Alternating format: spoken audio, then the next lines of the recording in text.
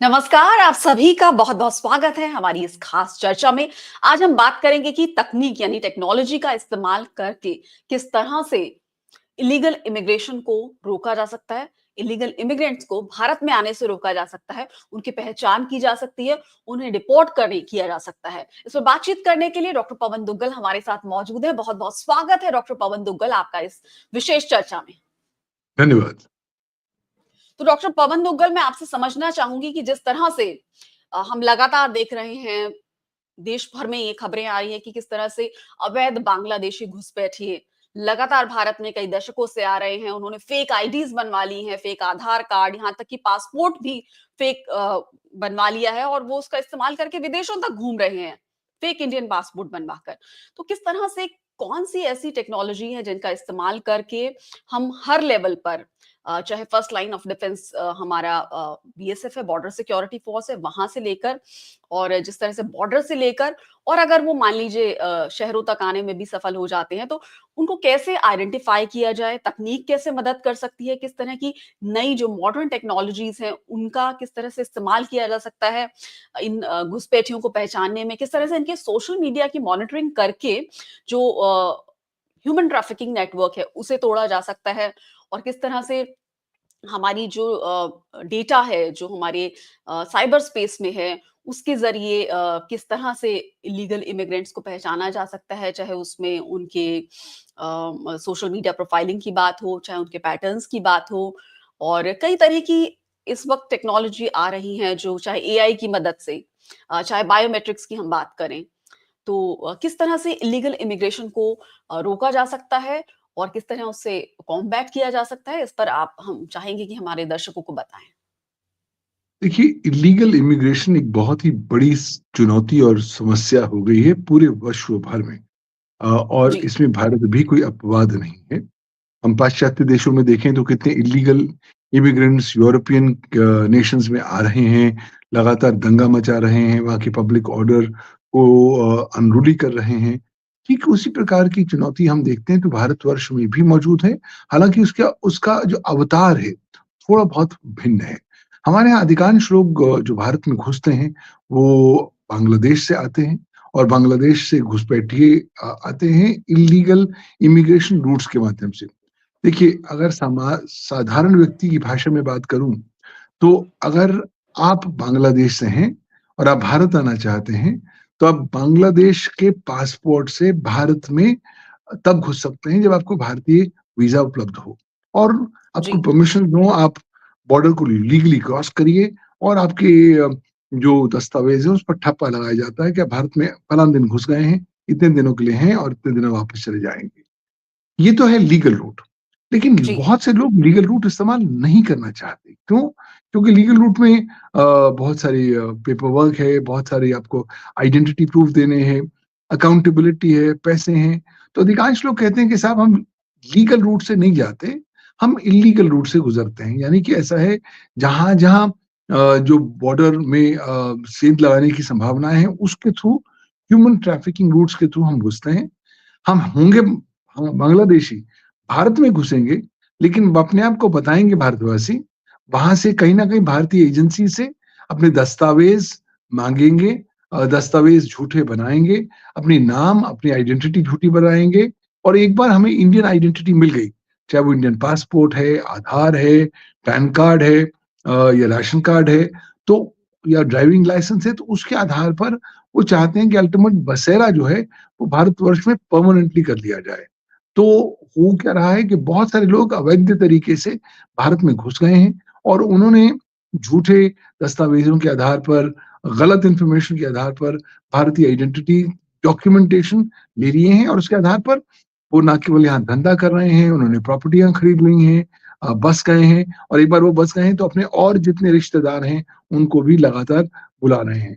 तो कहीं न कहीं इसका सीधा असर भारत की बढ़ती हुई जनसंख्या के ऊपर नज़र आता है और देखिए ऑलरेडी हम दुनिया भर के सबसे बड़े ऐसे राष्ट्र हैं जिसमें सबसे बड़ी जनसंख्या मौजूद है। उसमें कुछ और इज़ाफ़ा हो जाए तो लोग कहेंगे क्या फ़र्क पड़ता है? अब तो वैसे भी largest population in the world हैं, लेकिन ऐसी बात है नहीं।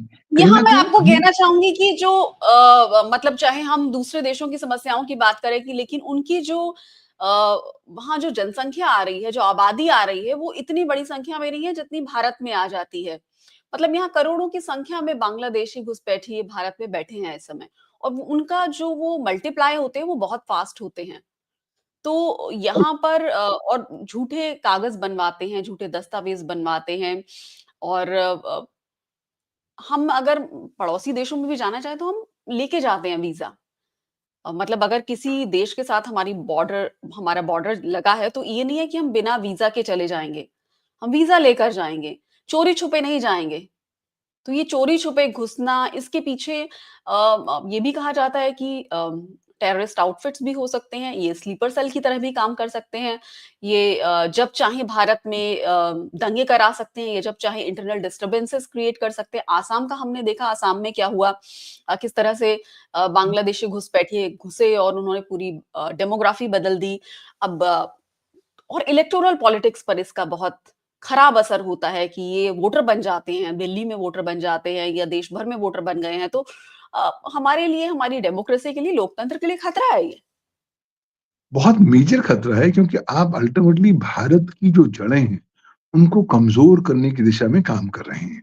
जब आप इंडियन इलेक्टोरल प्रोसेस का हिस्सा बन जाते हैं, तब देखते हैं कि साहब कहीं न कहीं जब हम फ्री, फेयर और इंडिपेंडेंट इलेक्शंस की बात कर रहे हैं, वो शायद उस ध्येय तक पूर्ति स्थापित करना अब इंक्रीज़िंगली मुश्किल होता जा रहा है। और देखिए, अगर फॉरेनर लोग, एलियन लोग, जो लोग बिना इजाज़त के भारतवर्ष में घुसे हैं, वो यहाँ बैठ के वोटिंग करेंगे और वो निर्णय लेंगे किस तरह के नेता यहाँ पर चुने जाएँगे। तो उसका सीधा असर अल्टीमेटली इलेक्टोरल पॉलिटिक्स पे पड़ेगा, नेशनल ग्रोथ पर पड़ेगा।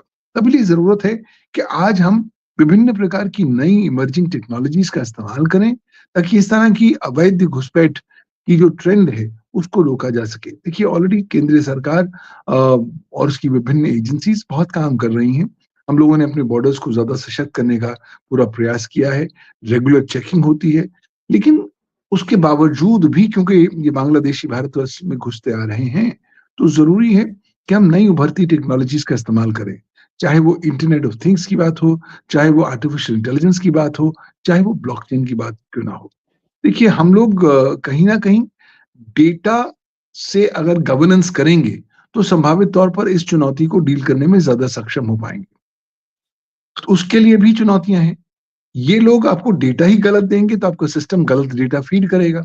आपका सिस्टम गलत डेटा फीड करेगा, उस पर प्रिडिक्टिव एनालिसिस अगर हम करेंगे भी, तो प्रिडिक्टिव एनालिसिस के जो नतीजे आने वाले हैं, वो भी पूरी तरीके से सही नहीं होने वाले हैं। तो कहीं न कहीं आपको एक नए तरीके से, एक नई सोच, एक नई मानसिकता के साथ पुनः से प्रारंभ करना पड़ेगा। आज आर्टिफिशियल इंटेलिजेंस और फेशियल रिकॉग्निशन टेक्निक्स इतनी ज़्यादा विकसित हो गई हैं कि उनका भरपूर इस्तेमाल कर सकते हैं। जो लोग घुसते हैं भारतवर्ष में और उसका आपको आइडेंटिफिकेशन या डिटेक्शन पॉसिबल हो जाता है, उनका एक सेपरेट राष्ट्रीय रजिस्टर होना चाहिए, जो डिजिटल फॉर्मेट में उपलब्ध होना चाहिए। इस राष्ट्रीय डिजिटल रजिस्टर को हमें ब्लॉकचेन टेक्नोलॉजी के आधार पर सेव करना चाहिए। क्यों? क्योंकि अगर हम नॉर्मल टेक्नोलॉजी के आधार पर सेव करेंगे, तो संभावित तौर पर कल सवाल या निशान खड़े हो जाएँगे, साहब आपने जानबूझ के इस रजिस्टर में गलत जानकारी डाली है, या उसमें टैम्परिंग या अल्टरेशन या मैनिपुलेशन संभव है। यहाँ पर इसलिए ब्लॉकचेन एक टेक्नोलॉजी होने के नाते एक अपना विशिष्ट योगदान और महत्व लेकर आती है, क्योंकि एक बार आपने इस प्रकार के राष्ट्रीय डिजिटल रजिस्टर को ब्लॉकचेन टेक्नोलॉजी पर डाल दिया, तो वो अलग-अलग ब्लॉक्स पर लगातार सारी दुनिया भर में पॉपुलेट हो जाएगा। तो आप उसमें कोई भी अगर हेर-बदल करेंगे, तो पूरी जगह ब्लॉक्स में हेर-बदल करना आपके लिए असंभव हो जाएगा। इसलिए पारदर्शिता के एंगल से वो एक अच्छी थॉट प्रोसेस होगी। तो हम देखते हैं कि हम आंध्र प्रदेश में ब्लॉकचेन का इस्तेमाल कर रहे हैं लैंड रिकॉर्ड्स को सेव करने के लिए। ठीक इसी प्रकार से अगर हम ब्लॉकचेन का इस्तेमाल इस तरह के इल्लीगल इमिग्रेंट क्राइसिस को डील करने के लिए करेंगे, तो वो भी संभवतः अच्छी बात है। दूसरी एक इम्पोर्टेंट टेक्नोलॉजी जो बहुत महत्वपूर्ण है, वो है फेशियल रिकॉग्निशन। देखिए, आप जी। अपना नाम झूठा बता सकते हैं, अपनी शक्ल नहीं बदल सकते। हुँ, अगर शक्ल बदलेंगे भी, तो उसमें पैसे ज़्यादा लगेंगे। लोग अक्सर फ़िल्में देखते हैं, वो बात करते हैं कि साहब जी, हम जी, लोग फेशियल तो इसी रिकॉग्निशन। पर मैं आपसे सवाल पूछना चाहूँगी कि जब मान लीजिए 15 से 16 लाख बांग्लादेशी घुसपैठिए वीज़ा लेके सालाना भारत आते रहे, चाहे वो टूरिज़्म के नाम पर आए, चाहे वो अपना इलाज करवाने के लिए आए, चाहे वो किसी भी पर्पज़ से आएँ। अगर वो अपना पासपोर्ट फाड़ कर गायब हो जाते हैं, तो बायोमेट्रिक्स, फेशियल रिकॉग्निशन टेक्नोलॉजी या मॉडर्न टेक्नोलॉजीज़ या इमर्जिंग टेक्नोलॉजीज़ हमारी किस तरह मदद कर सकती हैं? वो जो सालाना इतने लोग आए 15-16 लाख, अगर हम पिछले कई सालों में चले जाएँ, तो बायोमेट्रिक्स किस तरह से हमारी मदद कर सकती है उन्हें वापस पकड़ने में, जो गायब हो गए पासपोर्ट फाड़ के? बायोमेट्रिक्स हमारे को अत्यंत महत्वपूर्ण सहायता प्रदान कर सकती है इस दिशा में। अगर तो देखिए आप प्रॉपर वीज़ा या प्रॉपर पासपोर्ट के साथ भारत में घुसे हैं, तो उस वक़्त पर हम आपका बायोमेट्रिक थंब इम्प्रेशन लेते हैं। वो बायोमेट्रिक जानकारी सेंट्रलाइज़्ड डेटाबेस में आ जाती है। साथ ही साथ आपका नाम, आपकी आइडेंटिटी, आपकी डेट ऑफ बर्थ और आपका पता वगैरह भी आ जाता है, तस्वीर भी आपकी कैप्चर हो जाती है। अब ये जब तमाम सारी जानकारी जो सेंसिटिव पर्सनल डेटा है, भारतीय कंप्यूटर सिस्टम्स में उपलब्ध है, तो उसका इस्तेमाल करते हुए हमें ज़रूरत है कि ये जो हमारे पास जानकारी है, इसको हम मैप कर सकें अन्य राष्ट्रीय आइडेंटिफिकेशन डॉक्यूमेंटेशन के साथ। उसमें कुछ इंटरलिंकेजेस हो चुकी हैं, कुछ काम बेहतरीन सरकार कर भी रही है, लेकिन और काम करने की भी ज़रूरत है। क्योंकि आप अगर बांग्लादेश से आए, आप तो लीगली घुसे, अपने पासपोर्ट लेकर घुसे और भारत में आके आपने पासपोर्ट बदल दिया, आपने अपनी दाढ़ी-मूँछ उगा ली, आपने अपनी शक्ल में थोड़ा बहुत बदलाव कर दिया और कहा कि साहब मेरा नाम एबीसी नहीं है, मेरा नाम क, ख, ग है। तो और हुँ, अक्सर ये लोग शुरुआत इस तरीके से करते हैं कि साहब मैं जा रहा था, मेरा पासपोर्ट या मेरे आइडेंटिटी डॉक्यूमेंटेशन एक बैग में थे, चुरा लिए गए, मेरे पास अब कुछ नहीं है। एक पुलिस रिपोर्ट के साथ काम शुरू होता है। एक बार पुलिस रिपोर्ट हो जाए, उसके आधार पर आपने रिपोर्ट कर दिया, लोग पुनः से अपनी आइडेंटिटी डिटेल्स भरते हैं, नए आइडेंटिटी डॉक्यूमेंटेशन बनाते हैं। तो मुझे लगता है कि अगर हम आज के बाद कोई भी नई आइडेंटिटी डॉक्यूमेंटेशन किसी के लिए भी जारी कर रहे हैं, तो ज़रूरी है कि पहले उस जानकारी को, उस बायोमेट्रिक इंफॉर्मेशन को एक्जिस्टिंग इमिग्रेशन डेटाबेसेस के साथ मैच करना बहुत ज़रूरी है, ताकि इंश्योर करने के लिए क्या ये व्यक्ति भारत वास्तविक में भारत का है, भारतवासी है या कहीं बाहर से तो नहीं आया। और देखिए आज अपनी आप शक्ल बदल सकते हैं, अपनी दाढ़ी-मूँछ लगा सकते हैं, अपना रंग बदल सकते हैं, लेकिन अपनी जो अंगूठे का निशान है वो नहीं बदल सकते। ये दुनिया भर में बिल्कुल यूनिक है। तो जब आपने हाँ, अंगूठा उस वक़्त दिया जब आप भारत में घुसे, तो उस अंगूठे की मैपिंग के साथ आपको आइडेंटिफ़ाई किया जा सकता है। एक तो ये एक्सरसाइज़।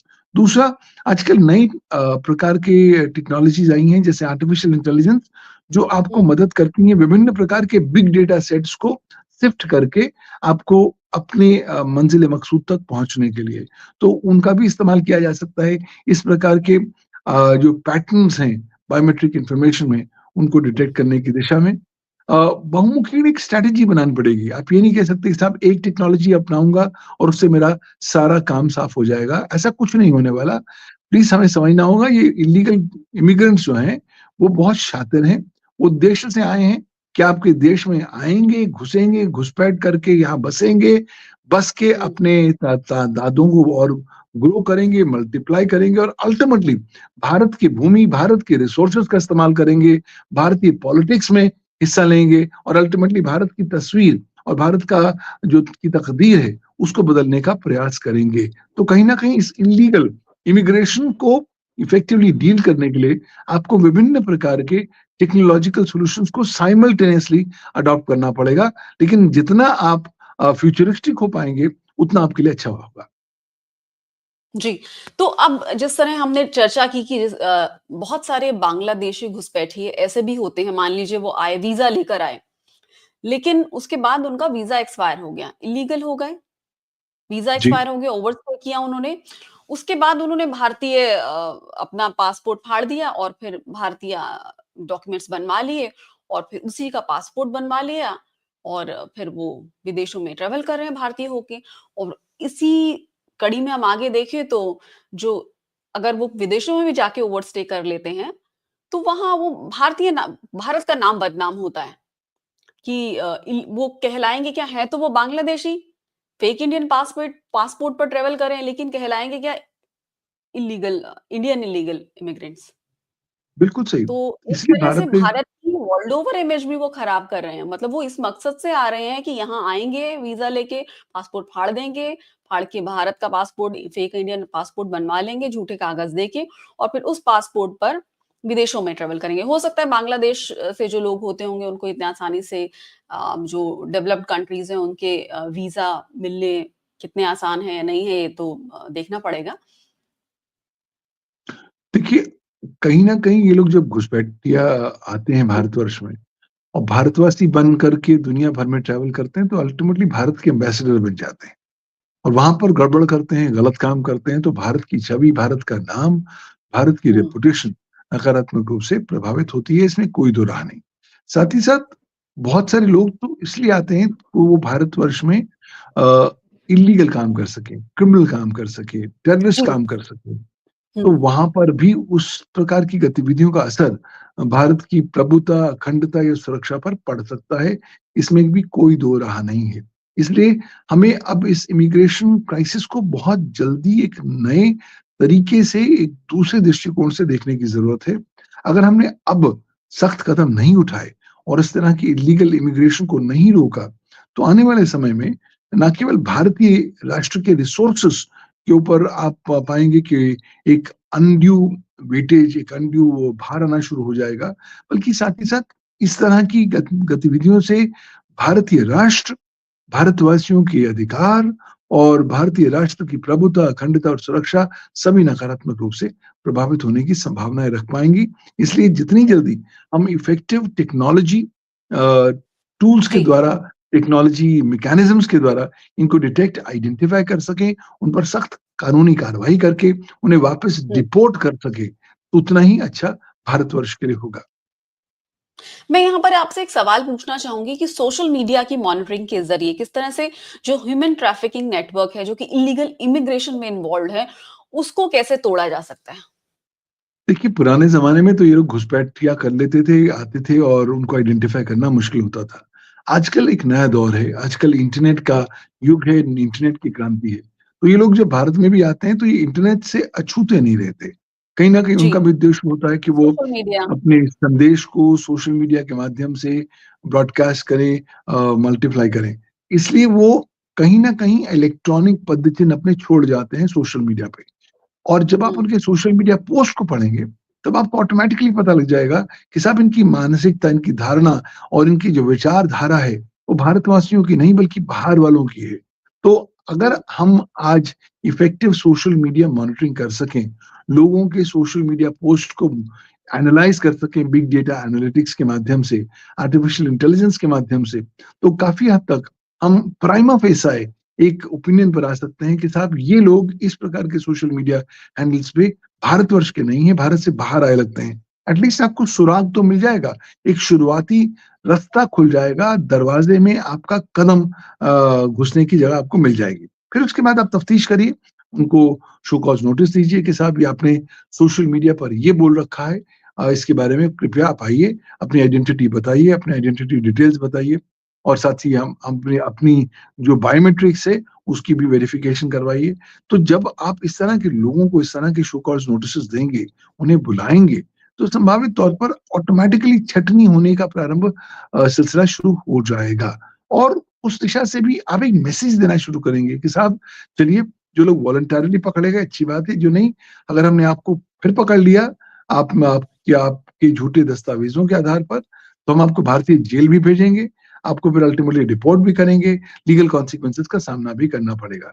एक मैसेज डालना और एक मैसेज देना बहुत ज़रूरी है। प्रॉब्लम यहाँ पर है, जो लोग बांग्लादेशी भारतवर्ष में घुस जाते हैं, उन्हें लगता है भारत हुँ, में रहना उनका जन्मसिद्ध अधिकार है और उन्हें ये भी पता है कि भारतीय कानून बहुत ज़्यादा सक्षम तौर पर सशक्त नहीं है। उसमें बहुत पेचीदगियाँ हैं और बहुत हुँ, लेंदी प्रोसेस है और अक्सर जी। उन्हें उन तक फाइनली प्रोसिक्यूशन करने में काफ़ी ज़्यादा समय लग सकता है। तो वो इसी लीगल लूपहोल्स को एक्सप्लॉइट करते हुए भी आगे बढ़ते हैं। मुझे लगता है लीगल जी। सिस्टम को और सुचारू बनाने की आवश्यकता होगी। जी, ये सिर्फ़ इकोनॉमिक माइग्रेंट नहीं है, ये सिर्फ़ ऐसा नहीं है कि ये सिर्फ़ काम की तलाश में भारत आए हैं कि उनको वहाँ रोज़ी-रोटी के की मुश्किलें हो रही थी। ये इनका मकसद तो इलेक्टोरल पॉलिटिक्स में भी इनका वही इनका टारगेट है, जो कहा जाता है कि भारत की डेमोग्राफी में बदलाव करना, अपने वोटर बन जाना और ऐसी खबरें लगातार आती रही हैं। अब मैं ये कहना चाहूँगी कि अगर दिल्ली की बात आती है, तो दिल्ली की मान लीजिए जो पॉपुलेशन की ग्रोथ रेट थी, वो 25 साल पहले क्या थी और अचानक से क्या हो गई? कहाँ से इतनी झुग्गी बस्तियाँ आ गई? कहाँ से इतने लोग आ गए विशेष समुदाय के? कहाँ से ऐसा हुआ कि जो डेमोग्राफिक अगर हम दिल्ली का देखें डेमोग्राफी सेंसस देखें, तो 2001 में क्या था? और अब आज हम 2025 में हैं, तो वो जो आबादी 11% थी, वो कहाँ से कितने परसेंट हो गई? अगर वो 35-30% हो गई है, तो इतने लोग आ कहाँ से गए हैं? और इतनी दिल्ली की आबादी इतनी तेज़ी से कैसे बढ़ी है? दिल्ली के बहुत सारे इलाकों की और ख़ास पैटर्न भी होता होगा इन लोगों का कि ख़ास तौर पे किस जगहों पर ये नदी के किनारे या मान लीजिए यमुना के किनारे इतना एन्क्रोचमेंट देखा जाता है। फिर एनवायरनमेंट के लिए तो खतरा है ही कि भई जहाँ से बारिश का पानी यमुना में जाना चाहिए था, वहाँ से इन गंद जो अवैध बस्तियाँ हैं, उनका मल कचरा सब यमुना में जा रहा है। दूसरी तरफ हम फॉरेस्ट एरिया देख रहे हैं दिल्ली का, वहाँ अचानक से बहुत ही बड़ी संख्या में, हज़ारों की संख्या में झुग्गियाँ उभर आई हैं। तो मान लीजिए उस डिस्ट्रिक्ट का जो हेड है, जो डीएम है क्या वो किस तरह से पुलिस और एडमिनिस्ट्रेशन के बीच में एक कोऑर्डिनेशन होना चाहिए। हमारे पास ड्रोन कैमराज़ हैं, हमारे पास टेक्नोलॉजी है एआई टेक्नोलॉजी है जो कि कैमरा में चाहे ड्रोन हो, चाहे ड्रोन के में एआई का भी इस्तेमाल होता है। तो वो सबको मिला के किस तरह से उस इलाकों की मॉनिटरिंग की जाए। हमारे पास गूगल अर्थ भी हम देखते हैं जो कि हमें बता देता है कि कब ऐसा था कि मान लीजिए 20 साल पहले दिल्ली की आबादी कितनी थी, किस इलाके में घनत्व कितना था, कैसे ये बढ़ा, कौन लोग कहाँ से आए। अगर वो अपने आप को किसी और स्टेट का बता रहे हैं तो वहाँ से हम अ, आपस में कोऑर्डिनेट करें कि ये वाक़ई यहाँ के हैं कि नहीं। क्योंकि मैं उदाहरण देना चाहूँ तो दिल्ली में के साउथ दिल्ली में बहुत सारी ऐसी डोमेस्टिक हेल्प आती है जो बोलती हैं कि हम तो कूच बिहार के हैं। तो मतलब इतने लाखों में कैसे कूच बिहार क्या खाली हो गया जो इतनी संख्या में लोग आ गए? देखिए, दिल्ली में आना लोगों का एक ड्रीम होता है। क्यों? एक सर्वे कुछ देर पहले हम आया यहाँ था जो कहता इल्लीगल था। इमिग्रेशन की बात कर रहे हैं, तो मैं इल्लीगल इमिग्रेंट्स पर फ़ोकस करूँ, तो मैं बस यही समझना चाह रही हूँ कि इल्लीगल इमिग्रेंट्स को आइडेंटिफ़ाई करने की प्रक्रिया में जो हमारे यहाँ आबादी अचानक बढ़ी है, उसको कैसे मॉनिटर किया जाए तकनीक का इस्तेमाल करते हुए? देखिए, इलीगल इमिग्रेंट्स भी भारतीय राजधानी में आना चाहते हैं क्योंकि उनको लगता है कि सबसे ज़्यादा इकोनॉमिक और पॉलिटिकल अपॉर्च्युनिटीज़ उनको वहाँ मिलेगी। अब उनको डिटेक्ट आइडेंटिफ़ाई करने के लिए हम एक तो बिग डेटा का इस्तेमाल कर सकते हैं। हुँ, अलग-अलग जो हमारे जिन बस्तियों में, जिन क्लस्टर्स में एकदम सडनली ज़्यादा ग्रोथ होनी शुरू हुई है, उसके डेटा को हम एग्ज़ामिन करके प्रिडिक्टिव एनालिसिस कर सकते हैं, ये जानने के लिए कि साहब क्या मेजर ट्रेंड्स जो आए और किस तरह के लोग ज़्यादा आए। देखिए, भारतवर्ष में जनरली और दिल्ली में भी ख़ास तौर पर हम देखते हैं कि बहुत सारे लोग बांग्लादेश से आते हैं, लेकिन अपने आप को कहते हैं, मैं हम बंगाल से हैं, हम बिहार से हैं, हम उड़ीसा से हैं। और कहीं न कहीं लोग उनकी बातों को मान भी लेते हैं। क्यों? क्योंकि इस तरह की लेबर चीप थोड़ी मिल जाती है और लोगों को लगता है मुझे अपना काम करना है, बाकी क्या होगा छोड़ दीजिए। मुझे लगता है कि नेशनल पॉपुलेशन रजिस्टर बना है, उसका भी इस्तेमाल किया जा सकता है आइडेंटिफिकेशन पर्पसेस के लिए। छँटनी होनी ज़रूरी है, लेकिन छँटनी तब होगी जब डेटा का सुचारू रूप से प्रिडिक्टिव एनालिसिस होगा। छँटनी तब होगी जब आइडेंटिफिकेशन की जो स्ट्रैटेजीज़ हैं, वो सही होंगी और छँटनी तब होगी जब विभिन्न प्रकार की एजेंसीज़ एक साथ एकजुट होके, साथ मिलके कोऑर्डिनेट काम करेंगे। अब कुछ बहुत सारे ये जो बांग्लादेश से लोग आते हैं, वो जानबूझ के कोशिश करते हैं कि एक तो अपने समुदाय के इलाकों में ही रहें। दूसरी बात उन समुदायों के उन एरियाज़ पर अगर आप नज़र डालें तो उनमें पॉपुलेशन ग्रोथ बहुत ज़्यादा हुई है पिछले 2 दशकों में। उस पॉपुलेशन ग्रोथ के आँकड़ों को भी एनालाइज़ करके मुझे लगता है इंस्पेक्शंस करने की ज़रूरत है और सरप्राइज़ चेक्स करने की ज़रूरत है। प्रॉब्लम ये क्या है कि उनको लगता है कि हम घूस दे देंगे, हम पैसे खिला देंगे, हमारा काम हो जाएगा। मुझे लगता है जब तक आप इफ़ेक्टिव कानूनी प्रकरण को इफ़ेक्टिवली इम्प्लीमेंट नहीं करेंगे और उनको एक डर नहीं फैलाएँगे कि साहब आपके ऊपर कानून की परिस्थितियाँ आ सकती हैं, अगर आपने गलत काम किया है या गलत दस्तावेज़ों नहीं, पर नहीं, आपने भारत में किया है। उनमें डर नहीं है। बिल्कुल डर नहीं है, ताकि ऐसा लगता है इतनी मतलब आस-पास भी अगर आप देखें, जो लगते हैं कि सस्पेक्टेड इल्लीगल इमिग्रेंट्स हैं, उनमें कोई डर नहीं है, कि हम यहाँ अवैध रूप से रह रहे हैं, हमें पकड़ लिया तो क्या होगा? मतलब इतनी उन्हें लग बेखौफ तरीके से बेहिसाब आबादी घुसी चली आई है भारत में और दिल्ली तक।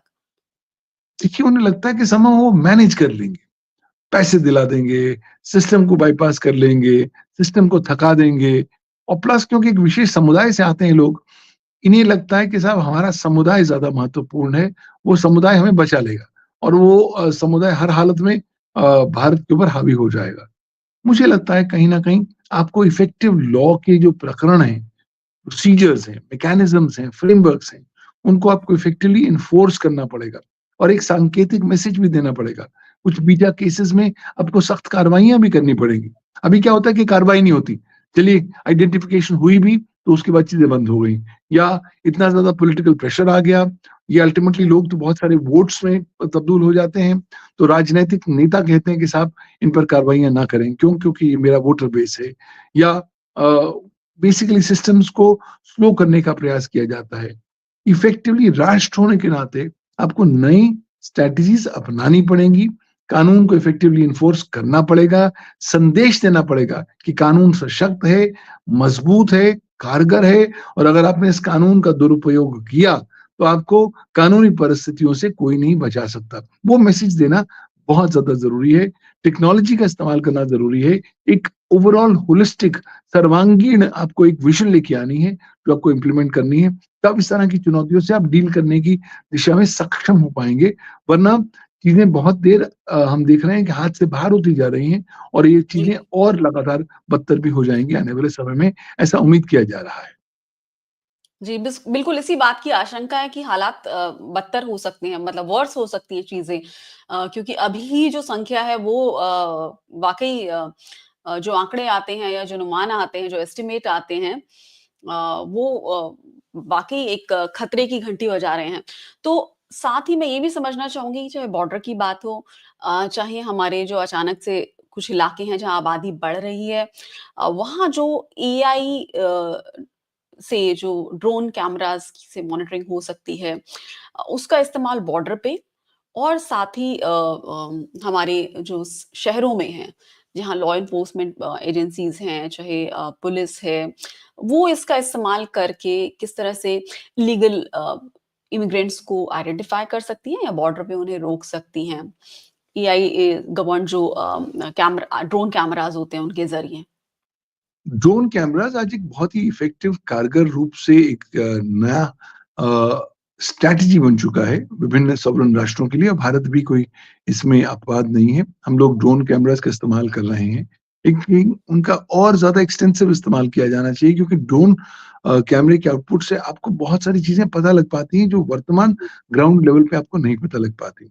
और आजकल बिल्कुल तो कुछ एआई इनेबल्ड ड्रोन कैमराज़ आ गए हैं, जो हम्म ड्रोन कैमराज़ अपनी फुटेज कैप्चर करते हैं, वो एआई के माध्यम से बिग डेटा सेट्स के साथ इंस्टेंटेनियसली प्रिडिक्टिव एनालिसिस की दिशा में काम करते हैं। तो मुझे लगता है ऐसी जो कटिंग एज लेटेस्ट टेक्नोलॉजीज़ है, उनका इस्तेमाल हम्म करना पड़ेगा।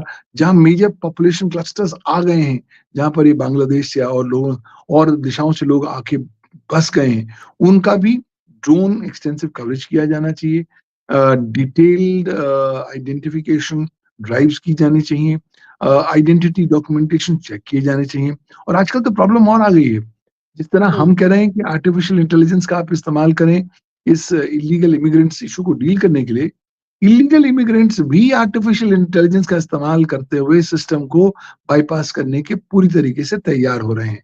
आजकल बहुत सारे नए आर्टिफिशियल इंटेलिजेंस प्रोग्राम्स आ गए हैं, जो आपको झूठे दस्तावेज, केवाईसी डॉक्यूमेंटेशन बना के देते हैं और वो इतने ऑथेंटिक लगते हैं कि आपकी नेकेड आई इस बात को आइडेंटिफाई नहीं कर पाती कि साहब ये झूठे हैं या सच्चे हैं। और आजकल ये जो झूठे एआई डिलीवर्ड या एआई जनरेटेड केवाईसी डॉक्यूमेंटेशन है, उनके इस्तेमाल का चलन भी बहुत ज़्यादा बढ़ इनको चुका है। इनको क्या आइडेंटिफाई मतलब अगर ये जाएंगे अ, इन सरकार के पास तो क्या वो पकड़ में नहीं आएँगे अगर मतलब अगर इन्होंने बनाए हैं झूठे दस्तावेज़ एआई टेक्नोलॉजी या किसी का भी इस्तेमाल के तकनीक का इस्तेमाल करके, तो वो तो ऐसे रैकेट पकड़े भी गए हैं अभी हाल ही में। देखिए मिलती-जुलती वो वेबसाइट बना दी एकदम ऐसा लग रहा है जैसे कि भारत हमारा इंडियन आईडीज़ हैं, लेकिन वो सब झूठा था। तकनीक का इस्तेमाल करके किसी एक कंजेस्टेड से इलाके में जाकर ये सब काम चल रहा था, जिसे पकड़ा है हाल ही में और ऐसे बहुत सारे रैकेट हैं जो पकड़े ही जाते हैं। जी, तो जी, वो देखिए झूठे डॉक्यूमेंट तो पकड़े जाते हैं, लेकिन काठ की हांडी को वो बार-बार चढ़ाने का कोशिश करते हैं। और प्राइमा हुँ, फेसाई जहाँ पर उनका जो कहते हैं ना उनका तरीका चल जाए, तो वो उसको चला भी लेते हैं। तो आजकल हमें लगता है कि हमें ये भी ध्यान में रखना है कि इल्लीगल इमिग्रेंट्स एआई का कैसे तरीके से इस्तेमाल कर रहे हैं भारतवर्ष में अपने स्टे को और ज़्यादा मजबूत करने की दिशा में और उसके लिए एक काउंटर स्ट्रैटेजीज़ भी हमें उत्पन्न करनी पड़ेंगी। अब वो क्या होंगी काउंटर काउंटर स्ट्रैटेजीज़? ये आने वाला समय और सरकार की विभिन्न योजनाएँ बता पाएँगी। लेकिन जितनी जल्दी हम तारसंगत हो जाएँगे अपनी स्ट्रैटेजीज़ को जी, टेक्नोलॉजी के साथ मिलाने की दिशा में, उतने ज़्यादा हम सफल होने की दिशा में भी काम कर पाएँगे। जी। और कई पहलू हैं इसमें जैसे कि मान लीजिए कॉल डिटेल्स हैं। अब हाल ही में एक सोशल मीडिया पर एक वीडियो दिख रहा था जिसमें दिखाया गया कि एक इलीगल इमिग्रेंट है बांग्लादेशी। अब उस वो कहीं चोरी कर रहा था, तो उसको पकड़ लिया वहाँ पर लोगों ने और उसके कॉल डिटेल्स में ज़्यादातर नंबर बांग्लादेश से आने कॉल हिस्ट्री में वही निकला।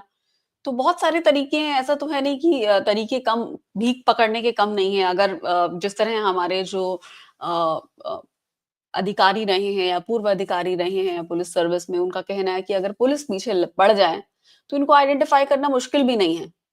अगर लग बिल्कुल जाए सही कहा। इनके पीछे तो 2-4 बहुत सारे तो ऑफ़िसर ये भी कहते हैं जो रिटायर हो चुके हैं कि आप 4 लोगों को पकड़िए सिर्फ़, उनका पैटर्न नोटिस कीजिए, बाकी सारे खुद ही एक्सपोज़ हो जाएँगे। बिल्कुल सही कहते हैं, आवश्यकता पॉलिटिकल विल की है। अगर हम हाँ, डेडिकेटेड समर्पित आइडेंटिफिकेशन की दिशा में चल पड़े, तो कोई रास्ता नहीं है जो हमारे लिए असंभव हो जाएगा। हम इनको आइडेंटिफ़ाई कर सकते हैं, लेकिन कानून को ज़्यादा सशक्त करना पड़ेगा। जो जो लेंदी प्रोट्रैक्टेड प्रोसिक्यूशंस होती हैं, उनको रोकना पड़ेगा। आपको इंस्टेंटेनियस एक्शन लेना पड़ेगा और मैसेज देना पड़ेगा, साहब इतने लोगों को हमने उठाया, पाया आप इल्लीगल इमिग्रेंट्स हैं, हमने आपको रिपोर्ट कर दिया। ताकि बाकी लोगों के हृदय में भी एक खलबली मचनी शुरू हो जाए। हो सकता है ये आग कल हमारे घर तक आ जाए। तो इसलिए भी मुझे लगता है कहीं न कहीं उन लोगों को रोका जा सकता है कि वो इल्लीगल क्रिमिनल एक्टिविटीज़ भारतवर्ष में ज़्यादा परपेचुएट ना करें। लेकिन ये तो चूहे-बिल्ली का खेल है, लगातार चलता रहेगा।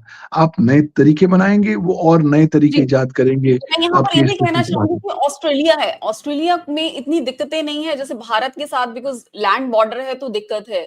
ऑस्ट्रेलिया में ये दिक्कत नहीं है।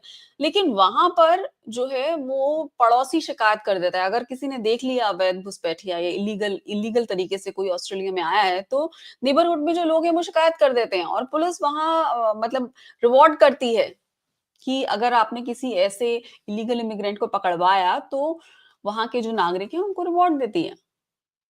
लेकिन वो ट्रेंड तो इस भारतवर्ष में तरह इसलिए जो नज़र बेस्ट नहीं आता प्रैक्टिसेज़ है भारतवर्ष में वो ट्रेंड इसलिए नज़र नहीं आता क्योंकि लोग अक्सर इनसेंसिटिव हो गए हैं। लोगों को लगता है कि हुँ, रिपोर्ट करेंगे हमारी सिरदर्दी होगी, पुलिस की हैरेसमेंट फेस करनी पड़ेगी, तो बेटर है चुपचाप हो जाओ, ज़्यादा रिपोर्ट ना करो। इसलिए भारतीय ट्रेंड्स ऑस्ट्रेलियन ट्रेंड से बिल्कुल अलग हो जाते हैं। ऑस्ट्रेलिया वैसे भी एक कॉन्टिनेंट है और चारों ओर समुद्र से घिरा हुआ है, तो उसको ये प्रॉब्लम हाँ, नहीं है वो क्योंकि किसी भी घुसपैठियों को घुसने के लिए बहुत समुद्री लंबी यात्रा तय करनी पड़ेगी। इंडिया में क्या है पोरस हमारा बॉर्डर है, कई ऐसी ये जगह है तो जहाँ पर अंडरस्टूड है यही शुरुआत में जैसे मैंने कहा कि लैंड बॉर्डर की समस्या ऑस्ट्रेलिया के साथ वो दिक्कत नहीं है। हुँ, लेकिन क्या इंटरनेशनल बेस्ट प्रैक्टिसेज़ हैं जो जिनको अपनाया जा सकता है चाहे फाइन लगाने की बात हो चाहे जो इनको फैसिलिटेट कर रहे हैं, उनको सज़ा देने की बात हो, चाहे करप्ट जो लोग हैं सिस्टम में उनको सज़ा देने की बात हो चाहे जो ह्यूमन ट्रैफिकिंग का नेटवर्क है जो कि इन्वॉल्व है इलीगल इमिग्रेशन में, उनको तोड़ने की बात हो, जो तमाम हर पहलू पर अगर हम इसके हर मुद्दे पर हम अगर कॉम्बैट करना शुरू कर दें, हर पहलू पर कॉम्बैट करना शुरू कर दें, इन्हें पकड़ने की सारी कोशिशें लगा दें, तो ज़ाहिर तौर पर एक जो अभी डर नहीं है इल्लीगल इमिग्रेंट्स में कि भारत में क्या पूरी भारत की राजधानी तक घुसे चले आओ और कहीं भी घूमो फ्रीली और कुछ भी करो, और वो अभी वो एक वो डर होना ज़रूरी है कि यहाँ का जो सिस्टम है वो बहुत स्ट्रॉन्ग है, यहाँ के लोग जो हैं वो बहुत जागरूक और सजग हैं। यहाँ पर कहीं भी आप, क्योंकि एक एक मेरे दिमाग में जो सवाल आता है कि बहुत सारे देश ऐसे हैं जहाँ पर अवैध घुसपैठियों को, इलीगल इमिग्रेंट्स को नौकरी पे नहीं रखा जा सकता। बहुत बड़ा फाइन देना पड़ता है। अगर आप पकड़े गए घर में, अगर आपने रख लिया किसी अवैध घुसपैठिए को, इलीगल इमिग्रेंट को घर में नौकरी दे दी या किसी व्यवसाय में भी नौकरी दे दी, तो उसका हर्जाना बहुत भारी होता है। मुझे लगता है ठीक इस तरह की प्रैक्टिसेस को भारतवर्ष में भी रेप्लिकेट करना पड़ेगा। इंटरनेशनली तो कंट्रीज बहुत क्लियर हैं कि देखिए इलीगल इमिग्रेंट्स एक फिनोमिनन है जिसको रोकने की जरूरत है, क्योंकि अल्टीमेटली वो राष्ट्रों की प्रभुता, अखंडता और सुरक्षा को नकारात्मक रूप से प्रभावित करता है। लेकिन जिस कंट्री से इलीगली लोग जा रहे हैं, वो अक्सर हम देखते हैं कि वो अपनी आंखें दूसरी ओर मोड़ लेते हैं। वो इफेक्टिवली कुछ कदम उठाते नहीं है, क्योंकि देखिए अंतर्राष्ट्रीय इंस्ट्रूमेंट्स तो केवल आपको एक संधि दे देते हैं, एक प्रिंसिपल्स का आधार दे देते हैं कि साहब ऐसा नहीं जी, होना चाहिए। बिल्कुल। लेकिन हाँ, क्योंकि अंतर्राष्ट्रीय ट्रीटीज जो हैं, उनके पास पीनल प्रोविजंस नहीं है। अगर कोई राष्ट्र उसके संधि के प्रावधानों का उल्लंघन करता है, तो उसके बरखिलाफ फौजदारी कार्रवाई नहीं की जा सकती। तो अल्टीमेटली डिपेंड करता है कि कंट्रीज की पॉलिटिकल विल क्या है। इंडिविजुअल जी, राष्ट्र क्या किस तरीके से अपने राष्ट्रीय लेवल पर राष्ट्रीय कानूनों के अंतर्गत आते हुए अपना काम बढ़ाते हैं और कार्रवाइयाँ करते हैं। तो वो काफ़ी हद तक पॉलिटिकल विल की बात होती है। अब आप यूरोपियन यूनियन देख लीजिए, उसमें बहुत सारे यूरोपियन राष्ट्रों के जो तो मैं यहाँ वर्तमान आपसे, सरकारें हैं, जी, बिल्कुल। वहाँ पर भी ये तो समस्या आ रही है। मैं यहाँ आपसे एक सवाल पूछना चाहूँगी कि मान लीजिए बांग्लादेशी घुसपैठिए दिल्ली तक आ गए। दिल्ली में आके हमारे पास 90 से ये आंकड़े तो आ ही रहे हैं कि कितने थे, 98 में कितने थे, 2003 में कितने थे। तो अब अगर ये इन्होंने फर्जी आधार ले लिए, फर्जी वोटर या बाकी सारे आईडीज़ बना लिए। अब अ, ऐसे में ये हमारे जो इंफ्रास्ट्रक्चर है उसका इस्तेमाल कर रहे हैं। यानी कि मान लीजिए हमारे देश के सबसे बेहतरीन सरकारी अस्पताल में इलाज के लिए पहुँच गए हैं। दिल्ली के सरकारी अस्पतालों में इलाज करा रहे हैं। मतलब इंडियंस को जो बेड मिलना चाहिए था, जो भारत के नागरिक हैं, जो यहाँ की मूल निवासी हैं भारत के, उनको जो स्वास्थ्य सुविधाओं का लाभ मिलना चाहिए था, ट वो उसमें भी सेंध लगा रहे हैं। मतलब तो हमारे यहाँ तभी एक डॉक्टर को बनने में कितने, एक सर्जन को बनने में बहुत साल लगते हैं। हाँ, और वो जो सुविधाएँ भारत के नागरिकों को मिलनी चाहिए थी, उस पर एक अवैध घुसपैठिया बैठा हुआ है। तो अल्टीमेटली वो तो डिप्राइव कर रहे हैं भारतवासियों को अपनी लेजिटिमेट अपॉर्च्युनिटी से, लेजिटिमेट इंफ्रास्ट्रक्चर एक्सेस के साथ। तो उसका असर तो आपको देखना पड़ेगा ही। तो इन घुसपैठियों से आपको इकोनॉमिक लॉस रहेगा। इस घुसपैठियों से आपके पॉलिटिकल जो इलेक्टोरल प्रोसेस है उस पर प्रभाव पड़ेगा। इस तरीके की इकोनॉमिक ग्रोथ पर भी प्रभाव पड़ने की संभावना है। तो कहीं न कहीं आपको मोर कारगर कदम उठाने पड़ेंगे। उसके लिए पॉलिटिकल विल की आवश्यकता है। प्रॉब्लम क्या है कि हर कैसे पॉलिटिकल पार्टी कहती है कि ये लोग वोटर बैंक्स हैं, तो इसलिए इनको ना छेड़ा जाए। तो लोगों को अपने वोटिंग पॉलिटिक्स से ऊपर उठ के हुए राष्ट्रहित को देखना होगा।